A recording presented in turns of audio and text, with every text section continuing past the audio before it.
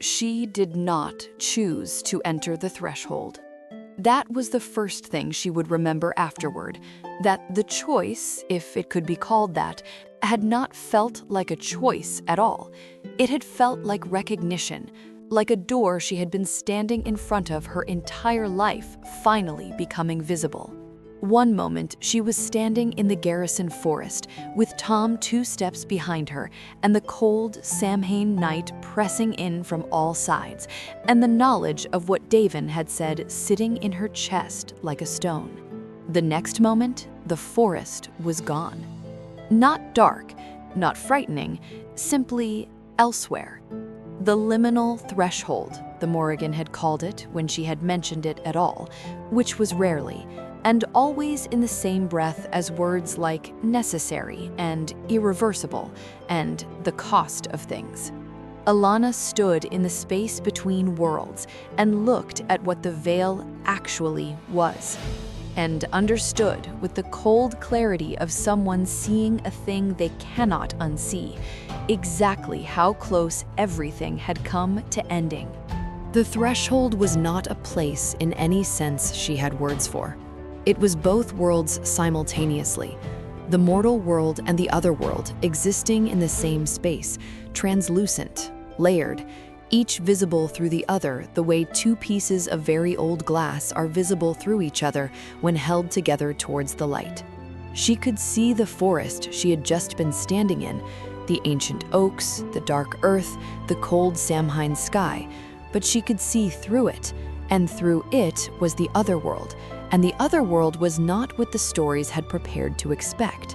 Not beautiful, not terrible, vast.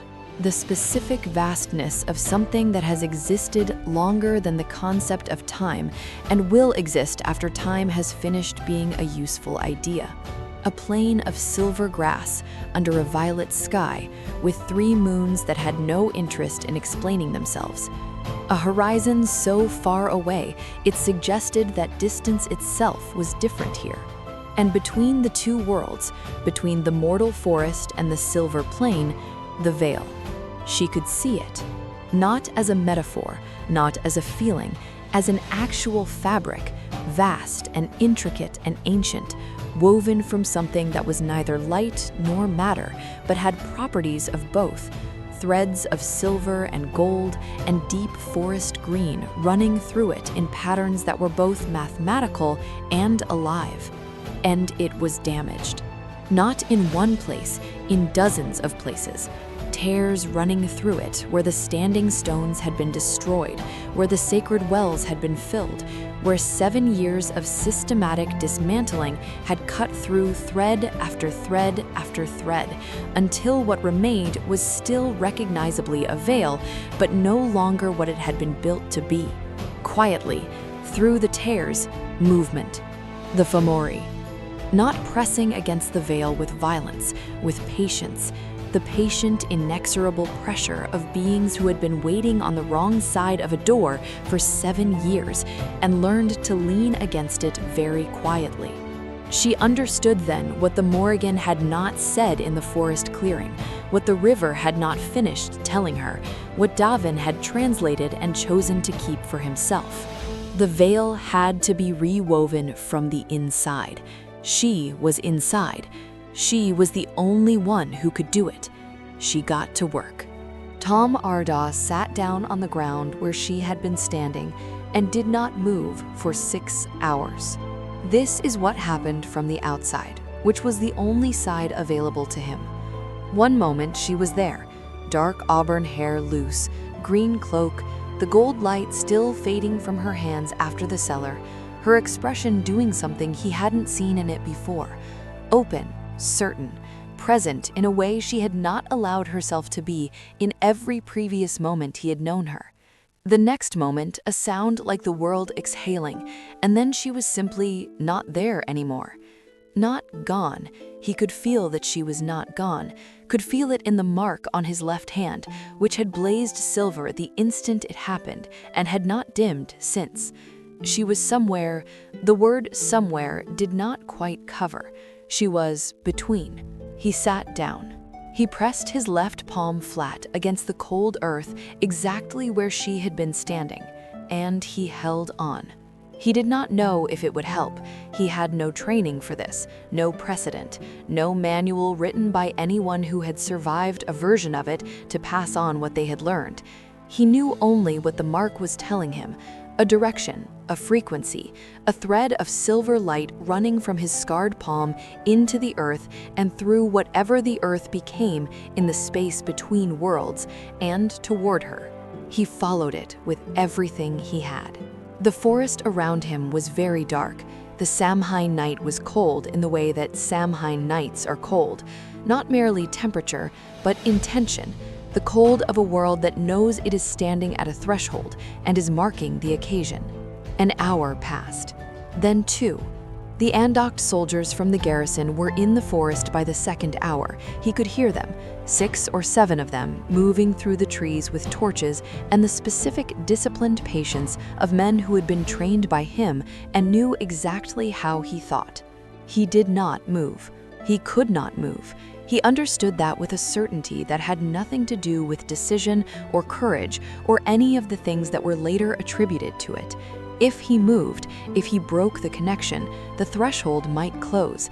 And if the threshold closed while she was still inside it, there was no version of that he was willing to finish thinking about. The soldiers passed within 20 feet of him in the dark. He held on. 3 hours. 4. The silver light from his mark was the only light he had, and he used every piece of it. Inside the threshold, time was not what it was outside. She knew 6 hours were passing in the forest where Tom sat with his palm against the cold earth. She knew it the way you know something that is true, but exists in a different register from the truth you are currently living in. Relevant, not immediate. What was immediate was the veil. She had her true name now, the one the oak had given her, the one that contained the full shape of what she was, and she had the river's voice and the oak's memory, and 14 years of compressed power that had been waiting for exactly this use. She was, she understood in the threshold, precisely the right person for this specific task in a way that had nothing to do with choice or destiny and everything to do with the particular shape that hiding for 14 years had given her. Hiding had made her careful. Hiding had made her precise. Hiding had taught her to do significant things in very small, very controlled, very exact ways. To accomplish everything with the minimum necessary force and the maximum possible accuracy. The veil required exactly that. She moved to the first tear, the one above where the Dunmara stone had been, the oldest damage, the one that had been pulling longest and had frayed the most. She took the loose threads in her hands. They were not warm or cold. They were simply present, real under her fingers in the way that the most important things are real. And she began. She worked her way her grandmother had worked, methodically, completely, without hurry and without waste, finding the original pattern in the surviving threads and following it, matching the frequency of each broken strand to the frequency of its neighbors before binding them together, because a repair that did not match the original was not a repair, but a patch, and patches failed. She moved to the second tear, the third, the seventh.